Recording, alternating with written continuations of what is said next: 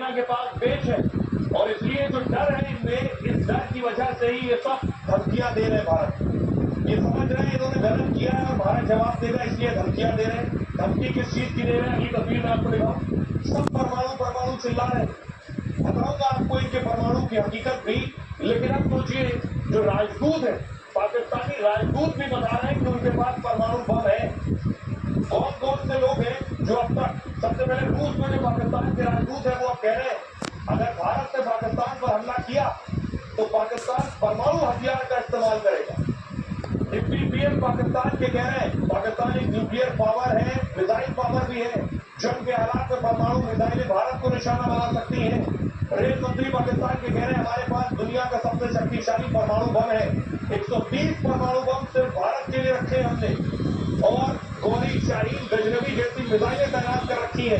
रक्षा मंत्री कह रहे हैं जब हमारे अस्तित्व पर सीधा खतरा होगा तो हम परमाणु हथियारों का इस्तेमाल करेंगे। सूचना प्रसारण मंत्री कह रहे हैं पाकिस्तान एक परमाणु शक्ति संपन्न देश है, भारत से पानी रोका तो हमारे पास सभी विकल्प मौजूद है। सुनिए जरा, सुनिए पाकिस्तान के राजदूत जो रूस में है उन्होंने एक इंटरव्यू में बात कही। अगर भारत ने उस पर हमला किया या अगर नई दिल्ली ने पाकिस्तान की जल आपूर्ति बाधित की तो इस्लामाबाद अपने पूरे सैन्य शस्त्रागार का इस्तेमाल कर सकता है, जिसमें परमाणु हथियार भी शामिल है। इसलिए हमें लगता है कि ऐसा होने वाला है और यह निश्चित है।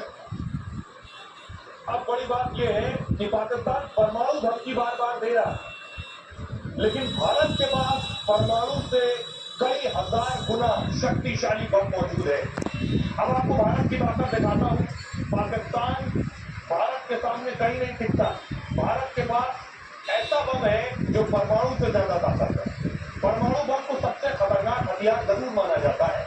पूरे इलाके में परमाणु बम से तबाही का खतरा होता है, ये सच। 1945 में जापान के हिरोशिमा नागासाकी में परमाणु बम गिरा था। परमाणु धमाके से उस वक्त सोचिए 2 लाख से ज्यादा लोग मारे गए। पाकिस्तान इसी परमाणु बम की बार बार धमकी दे रहा, लेकिन भारत के पास परमाणु बम से ज्यादा खतरनाक हथियार भी है। न्यूक्लियर बम से 1000 गुना ज्यादा खतरनाक हाइड्रोजन बम है। ये 10 सेकंड में सूरज जितनी चमक वाला आग का गोला बनाता है और इतनी ज्यादा गर्मी और आग फैलाता है कि सब कुछ राख कर देता है। ये इलाके में इंसानों से लेकर पेड़ पौधे तक को तबाह कर सकता है और सबसे पहले खतरनाक हाइड्रोजन बम अमेरिका ने तैयार किया था। रूस, चीन और भारत जैसे कुछ देशों के पास ये हाइड्रोजन बम है। भारत ने 1998 में जो 5 परमाणु परीक्षण किए थे, दावा किया जाता है कि उनमें से एक हाइड्रोजन बम भी था। इसका वजन कम होता है, मिसाइल फाइटर प्लेन से इसे दागा जा सकता है। इस्लामाबाद से लाहौर तक पूरा पाकिस्तान तबाह हो सकता है, जबकि पाकिस्तान के पास कोई भी हाइड्रोजन बम नहीं है। अब समझते हैं, हमारे साथ खास मेहमान जुड़ रहे हैं कि पाकिस्तान बार बार ये कह रहा है कि उनके पास परमाणु बम है। डिफेंस एक्सपर्ट शैलेंद्र सिंह साहब, मेरा सवाल ये है कि हाइड्रोजन बम जो है जैसे हथियारों से भारत कैसे पाकिस्तान को जवाब दे सकता है? पाकिस्तान बार बार से धमकियां दे रहा है। पाकिस्तान के पास सिवाय भोगने के कुछ है नहीं।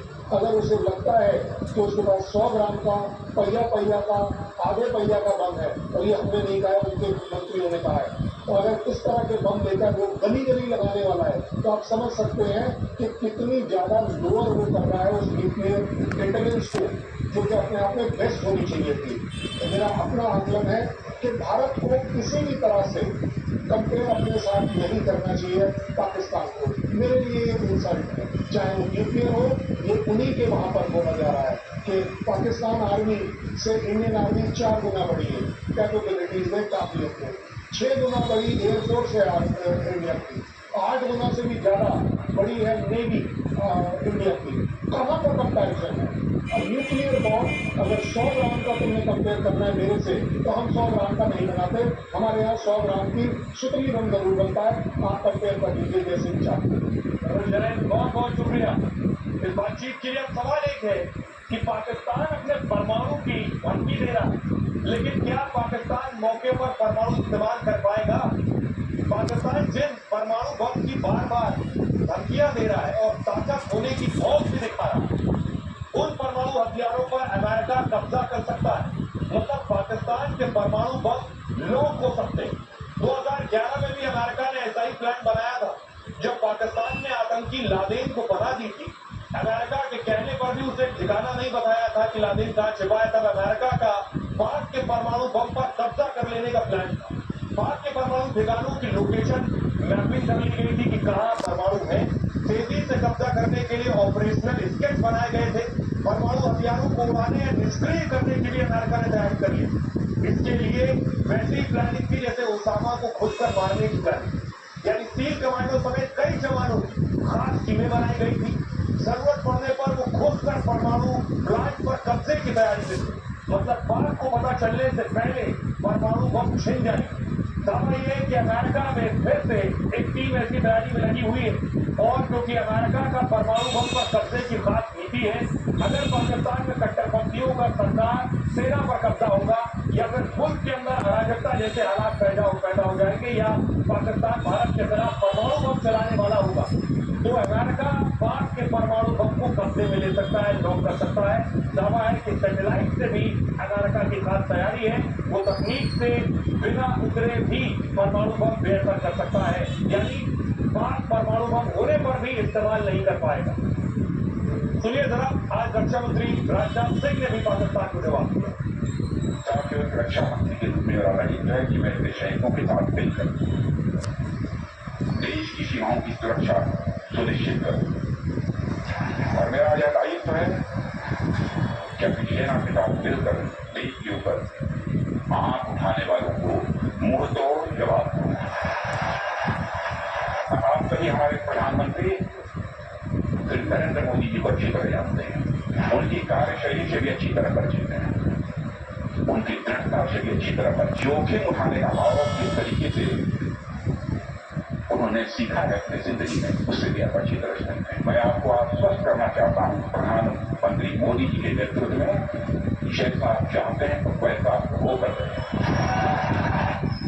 तो रक्षा मंत्री राजनाथ सिंह कह रहे हैं कि प्रधानमंत्री के नेतृत्व में ये आश्वस्त कर रहे हैं कि जैसा देश के लोग चाह रहे हैं वैसा होगा।